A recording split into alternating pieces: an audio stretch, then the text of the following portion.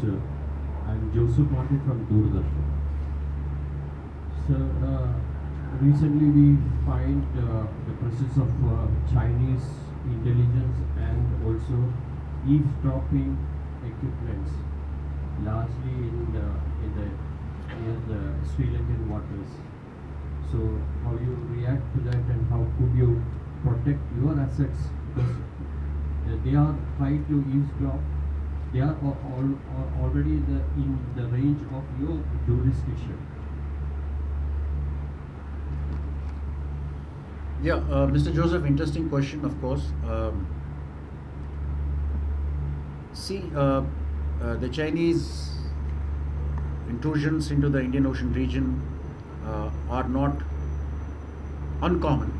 They have been here for quite some time, and after the piracy which blew up in the Horn of Africa, it is since then that the Chinese ships have been present.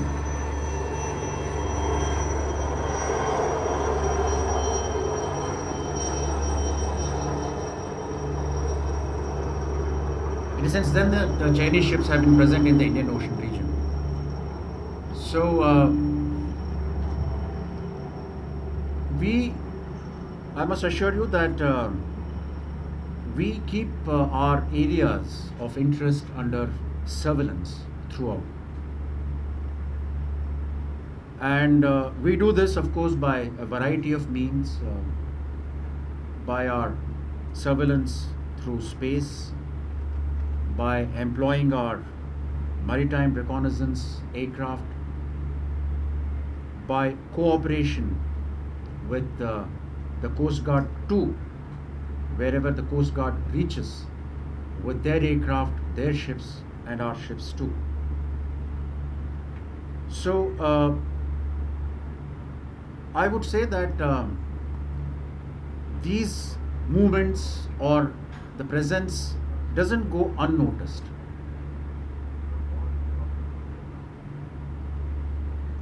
Have I answered your question, or you would want to know some more? Thank you, sir. Some more. We'll take the next question. Is there anything else?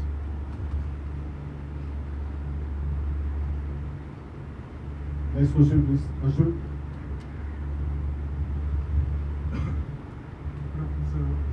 Ashwin from Republic TV. Sir, we see that the weapons these days are getting smaller and more dangerous and difficult to detect through radar. We see that water drones to small weapons. How does the Southern Naval Command under you, how does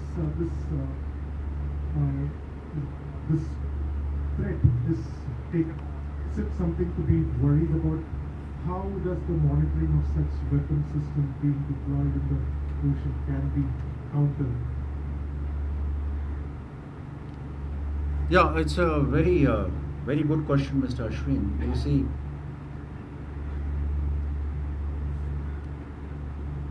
throughout the history of mankind and warfare, there have been game changers in terms of weapons. I would say tactics have more or less remained the same, with a few changes because of improvements or these game changers, the weapons which have been game changers, which have been bought in, and the way they have been employed. So one of the biggest contributive factor towards this game changer has been, as you're aware, the digital technology, which is said that it is supposed to be the second biggest invention of mankind after the wheel. Digital technology actually enabled many things, including, besides automation, miniaturization, computing powers, etc., etc. And that exactly is a pointer, your question, wherein today's weapons, today's technology has enabled many things, such as weapons or platforms, surveillance platforms being unmanned, being smaller in size, yet increasing in its lethality and its corresponding effectiveness when put to use. So what we do is, it's not that we are behind the curve. It is always the endeavor of the country by its premier organization, the DRDO, through the partnership with the corporate sector, through the private industry, to keep pace with these niche technologies. These niche technologies may not be necessarily related to weapons and sensors. It's also related to propulsion, it's related to unmanned platforms, it's related to so many other things. Surveillance, detection, command control systems, so on and so forth. So all these manifest as what are the capabilities that the Indian Navy requires, what for the missions that is required to perform. Coupled with that is this very important aspect of affordability. So there is a plan, and that in the Navy we call it a Maritime Capability Perspective Plan. This is a 15-year plan, and now we have a plan from 2022 to 2037. That is, in this period, what is the money that is available to us? What are the capabilities that we desire? What are the missions that we require to accomplish? So it's a matrix of all these aspects which is put together, and the requirements are projected to the Government of India, and capabilities are acquired progressively. I must also add a caveat that it is not only that the Navy is progressing its cases alone, but it's an integrated capability development plan wherein the capability requirements of all the three services in the true spirit of jointmanship is being looked at to acquire these capabilities towards the fulfillment of their individual missions and to achieve the overall aim. So I hope I have answered your question. Thank you, sir. Next question, please. Questions നിങ്ങൾക്ക് മലയാളത്തിൽ ചോദിക്കാം. Yeah, we can translate. Yeah. I am also trying to learn Malayalam.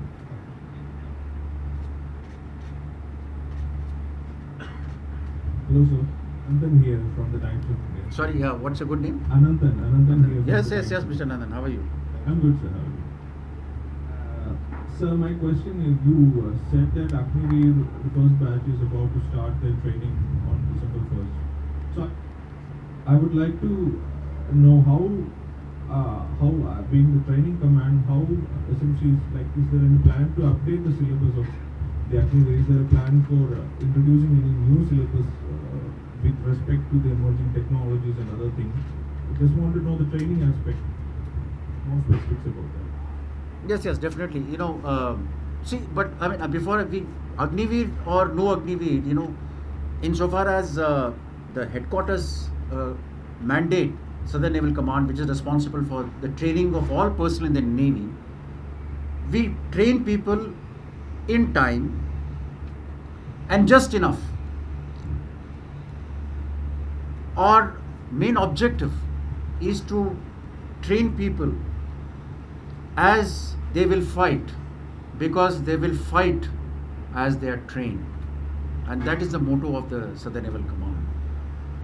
So we keep reviewing our syllabus, our objectives, our job specifications, and the end product that we want at a very frequent interval, periodically, to keep pace with technologies, to ensure that our people are able to man and operate and optimally exploit the equipment which are inducted in new capabilities like Vikrant, say for example. Now it has got a plethora of new equipment. So our training process is a continuous refinement which occurs through the year. So that is number one. Insofar as Agniveer is concerned, yes, we are we used to be training initially people for about 20 weeks. Now we are going to train them for about 16 weeks. Essentially in Chilka, it's a boot camp training. It's essentially to orient them to military means or naval means, naval discipline, naval ethos, naval structures, organization, etc., etc. And at the same time to concentrate on the requirements to enable to fulfill the physical requirements of the Indian Navy, swimming, physical education, drill, etc., etc.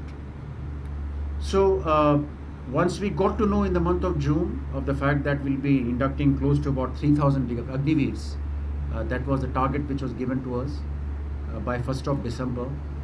We got into an action plan. We looked at what should be the syllabus, what is it that is required to be cut, what is it that is required to be added, what is it that requires to be substituted, and so on and so forth. So we have arrived at a syllabus after due deliberation, and I must also tell you that it is not only us who do this exercise. We corroborate and we check with other services like the Army and the Air Force. We even interacted with the paramilitary forces because they have inducted women in the ranks earlier. We interacted with them, we visited them, and we got to know as to how we structure the training. So that's where we are, and I'm very sure we have a dedicated team of instructors, officers and sailors who will accomplish whatever is the mandate that is given to them.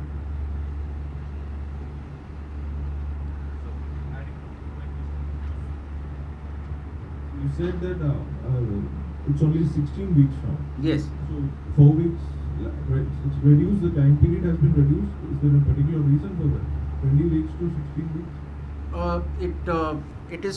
It is basically we rationalized our, it was an opportunity to rationalize that certain things we could actually reduce and reduce the boot camp phase because we could do certain activities in a coterminous manner. So that's how we have arrived at that. Yeah, is there anything to add? CSO training, would you like to add? About from 20 weeks to 16 weeks?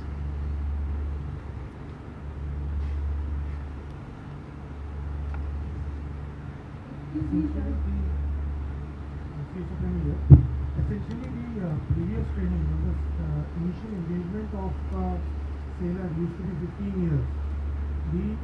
Some parts of the refresher training used to be covered as part of a continuum in their ab initio phases also.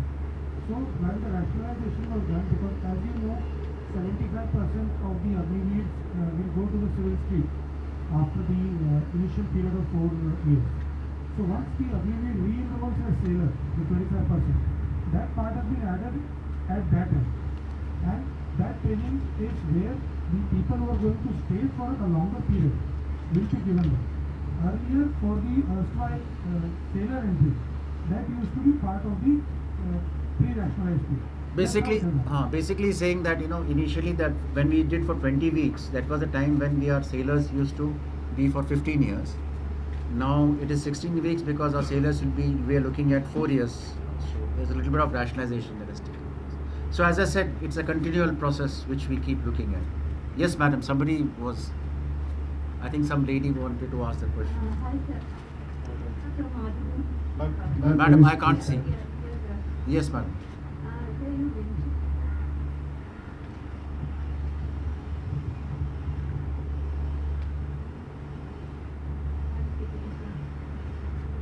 I noticed that will there be women sailors in Vikrant?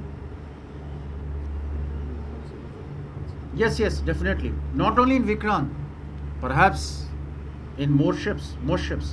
I must tell you that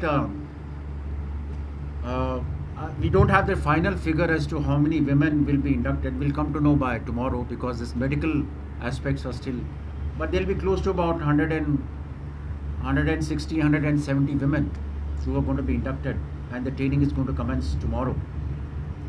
And they will be in all trades. When I say our sailors are in 29 trades. Trades means what? Jobs. Huh? Branches. You know, they could be steward, chefs, people who do stores, people who are looking at office jobs, people who are technicians, people who are non-technicians, and so on and so forth. Like this, we have got divisions, 29 of them. So women are going to be inducted in all these 29 trades, all branches. And all these branches, some of them, of course, are sea-going, some of them are non-sea-going, or whichever way. So they will all come to sea, not only in Vikrant, but on all ships. And I must also tell you that as I speak, we already have 30 women officers, 30 women officers who are actually serving on board ships.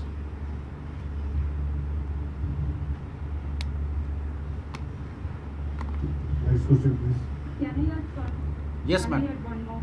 Yes, ma'am. Sir, I have read somewhere that you have plans to add 2 more carriers to. Yeah. Can you please repeat? Keep your mic little further. Yeah. After Vikrant, Navy has plans to add 2 more carriers to its fleet. I have read somewhere that. Yes, ma'am. You know, as far as the Navy is concerned, we are looking at having a 3-carrier Navy. We already have 2, that is Vikramaditya and Vikrant. And we are looking at another carrier, a follow-on of INS Vikrant. And that is, as I said, in keeping with our maritime capability perspective plan, which I mentioned, which we have for the period from 2022 to 2037. But I must tell you that the 3-carrier requirement of the Navy is not now. It has been projected in the first plan in the year, Jesse, when was that? After independence. After independence, when the Navy made the first plan, it was then that it figured that we require a 3-carrier Navy, one on the eastern seaboard, one on the western seaboard, and one under maintenance. Maintenance means repair, refit, and so on and so forth. So yes, we are, as I think I had mentioned this also in the last press interaction last year, yes, we are looking, the Navy requires 3 aircraft carriers for the reason which I just mentioned. It is in fact, besides the operational requirement, but the kind of plowback that it gives and the support, the kind of job creation it does is indeed phenomenal. You see, CSL has already got the expertise to build a carrier, and we should not be losing this expertise, and it's definitely required, besides for operational reasons.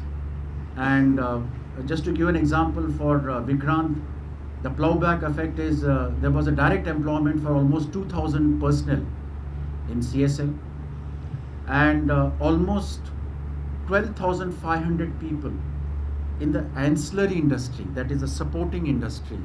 That is the kind of job creation that Vikrant actually did. Besides, of course, not to mention the upskilling of the youth that actually happens. So there are a lot of benefits insofar as the shipbuilding industry is concerned. But yes, for operational reach, for operational reasons, for the mission accomplishment of the Indian Navy, a 3rd carrier is required. The carrier, with its unmatched flexibility, reach, sustenance, and ability to provide persistence air power, is one of the most important fighting elements of the Indian Navy.